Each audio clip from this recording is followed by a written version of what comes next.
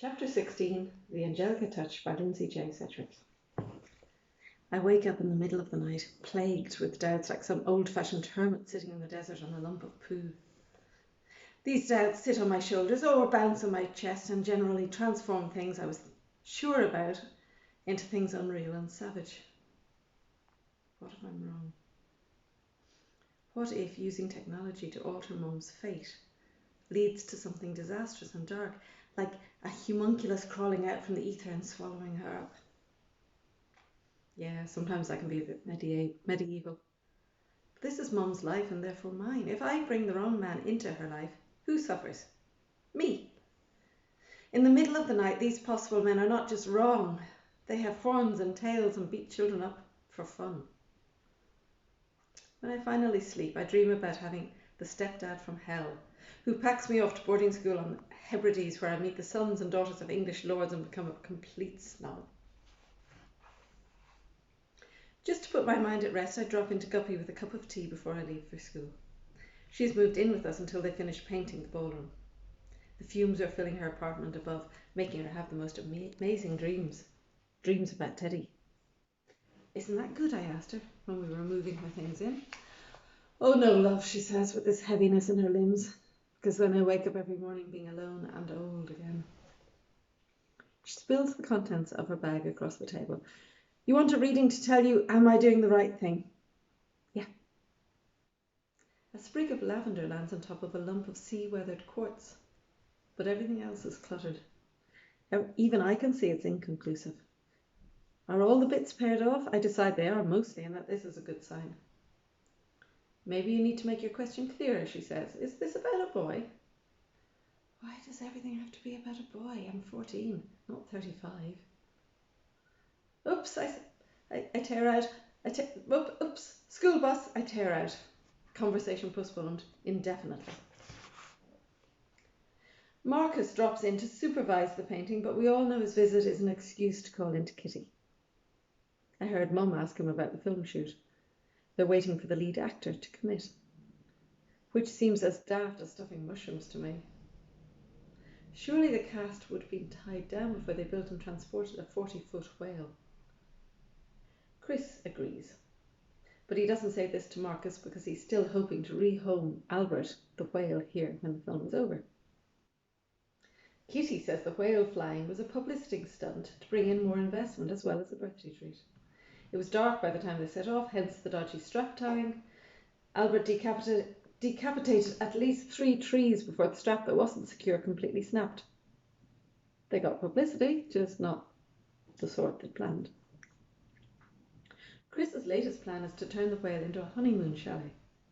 For honeymoon couples who happen to be whale spotters, says Mum. I think it's a cool idea, and I can tell for all her sarcastic tone of voice and frown that Mum does too. See, underneath that hard shell of self-sufficiency are romantic hearts. It just needs a bit of encouragement, oxygen and lots of flowers. Unfortunately, when Chris finally asks, Marcus informs him in a really snooty way that I don't much like, that the whale is not for sale. Oh, we weren't going to pay, says Chris. We were going to rescue it. I cheer, but quietly, in my head. The publicity around Albert's visit has temporarily put us on the map, and the hotel is doing a bit better than expected for this time of year. Chris now wants Mum to throw a Valentine's ball to launch the newly painted ballroom when work's finished on it. She keeps fobbing him off. Too expensive, too difficult to organise, not enough time.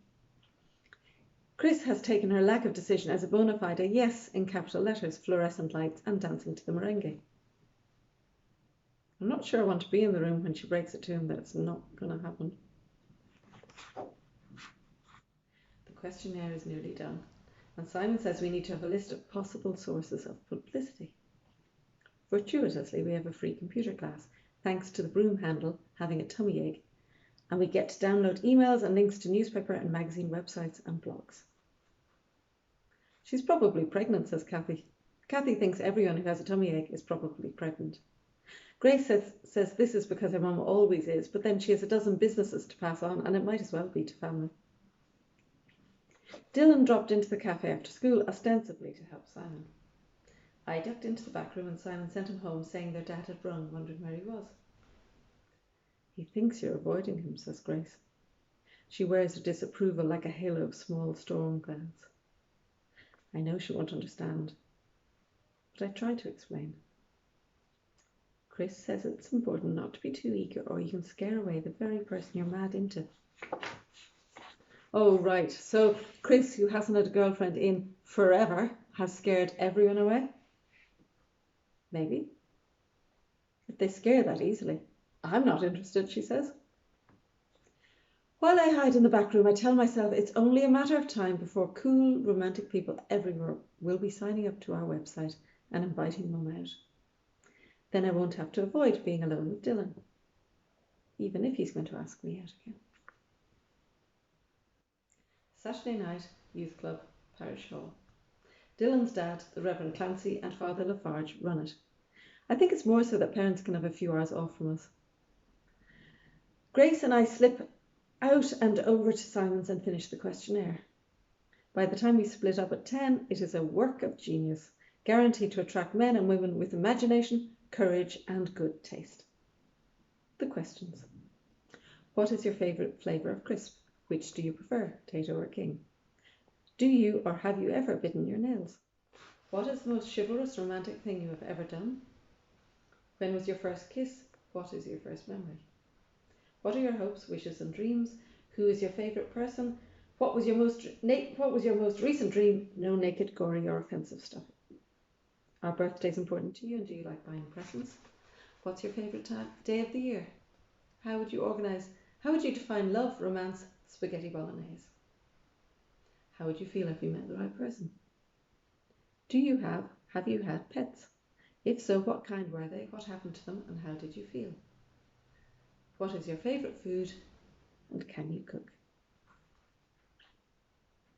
Mum catches me heading home, totally whacked from staring at words on a screen for 2 hours.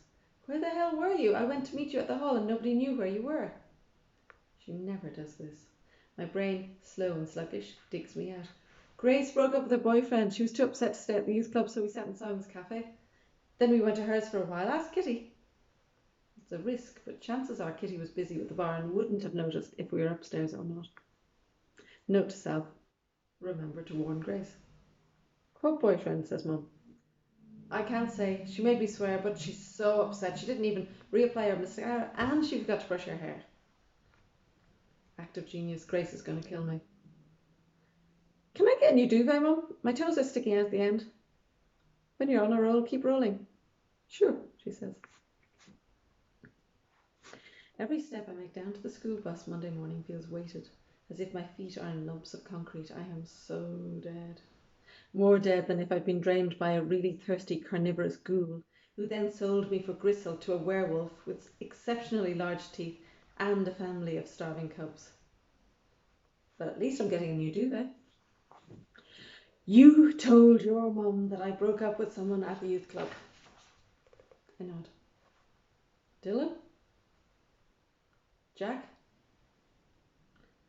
Not exactly, I say. I am dead. Steely silence. Who? She says. Theo. Oh, thanks, but you are such a good friend. Theo Maguire, and she believed you? Well, I couldn't say Dylan, and she knows Jack isn't allowed out after 9. So, you owe me, Angelica Moon. To be continued.